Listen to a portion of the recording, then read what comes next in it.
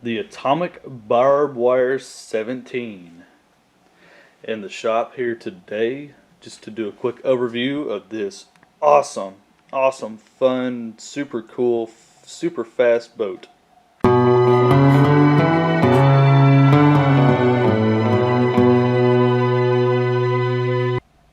So this Barbwire 17 from Atomik RC, definitely worth the money. I think at the time of this film they were going for about $130 to $150 depending on what website and shipping rates that you look for. But man, is this thing great. To give you a size comparison, okay, needle nose pliers.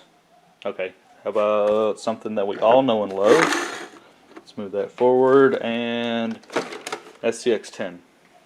Okay, there's to give you a size comparison and of a somewhat factory SCX10 Wrangler. So yeah, the Barbwire is a mini boat, I guess some could consider it, but that's fine. Here it is to the rear of the SCX10. But this thing is great. If you're watching this video, you already should know something about the Barbwire, and if you don't, let me fill you in. This thing is a ready to run, out of the box, ready to go boat. It comes with everything, even a 1300 3-cell 20C LiPo. That's a cute little battery, isn't it? So it comes ready to run out of the box. The newer editions have a different style controller. This one is the newer Barbwire. So if you're looking at them used and you see this controller, this is the one you want. The reason why I say that is because when Atomik first came out with the Barbwire, they had just a small 25 amp ESC. Well, the thing is with that motor that's in here, don't know the specs offhand, but it's a nice little outrunner motor. I'll put those in the video description if I remember. If I don't, I'm sorry. Google is your friend. But with that little motor, the ESC would cut out. It would overheat because it had too much juice going through that ESC. So this boat has a 30 amp ESC that's tucked up in there in that corner. It is water cooled. Into the motor, nice flex shaft right through there and on out to the prop. Right now we have the factory nylon prop, or the plastic prop that came on it. I bought this boat used, but it did come with everything. It did come with the original box, so I was thrilled for that. This boat is awesome. I cannot stress that enough. The self-righting ability of this boat is a little finicky at first, but once you get used to the trigger pull, so let's say the boat is upside down in the water, the torque from the motor along with the weight of the battery allows it to roll itself back over. Super cool feature, so that way you don't have to go swimming or throw a tennis ball on the end of a fishing pole out there to get your boat and bring it back in. We have a small micro servo, really? This in computers. Anyway, back here in the back. The water system, the way that works on this boat is that it comes in here. That's its pickup. You can see the pickup there runs through this tube all the way up and around the nose of the boat and into the ESC, out of the ESC, and back into the motor and out of the motor, and right here outside the boat. Pretty cool, right? I think so. It's worked very well. When you're driving around, you can see water just spurting out of that hole pretty quick. Now, I will let you all know this.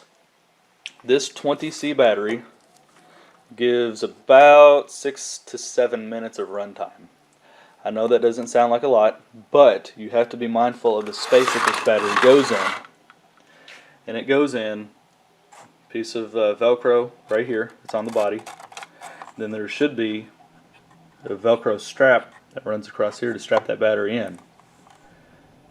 But you can see how big your cavity is here all the way back. So what I decided to do, because the 20C battery, while it was a great battery, it was getting warm and actually puffing a little after some of my runs. So I decided instead of a 20C, I wanted a 30C battery and a little bit more runtime. So I picked up a couple of these Glacier 2600 30C 3-cell LiPos. While it's a little bit bigger, actually a lot bigger than the factory battery, this has greatly improved my runtime, obviously.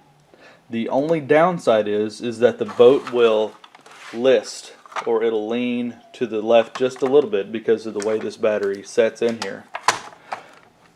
Now I have ran a 3000 milliamp hour 3-cell Fluorion LiPo battery in this boat, and it worked out really well. This boat has been underwater, it has been submerged, it has shot up out of the water like a dolphin. I have not gotten any water inside the boat. Now there are mixed reviews, don't take my word for it, but do your research, know what you're using before you take it out there. Okay? Make sure that you know your boat, you know it's sealed whenever you put the hatch on. You know that everything is going to be watertight. Do a bathtub test. Get you an old trash can, put the boat in the trash can, hold it down in there for a couple of minutes, and see if you get any water in your hatch. Okay? That is my advice to you all. This hatch, it snaps on very, very easily. I could probably do it with one hand, and I can. Maybe. Anyway, comes all the way back there. That should push up on into there. There it goes. And then we spin that latch on around. And that's it. The hatch is on. This is an awesome boat. Metal rudder. 2.4 gigahertz system. Nice tuning, or turning fins, I'm sorry. Balance tabs here on the rear. Yeah, this boat is great. If you are looking at getting a boat for a first-time user, this boat would be for you. You could probably run a 2-cell LiPo, slow it down just a little bit because this thing is fast. 25 miles an hour out of the box, ready to go. It's crazy quick. We have a 26-inch Pro Boat Shockwave. This little fellow running those 30C batteries will outrun that Shockwave. So, just wanted to give you an overview of the Barbwire and look for an upcoming video. Thank you all so much.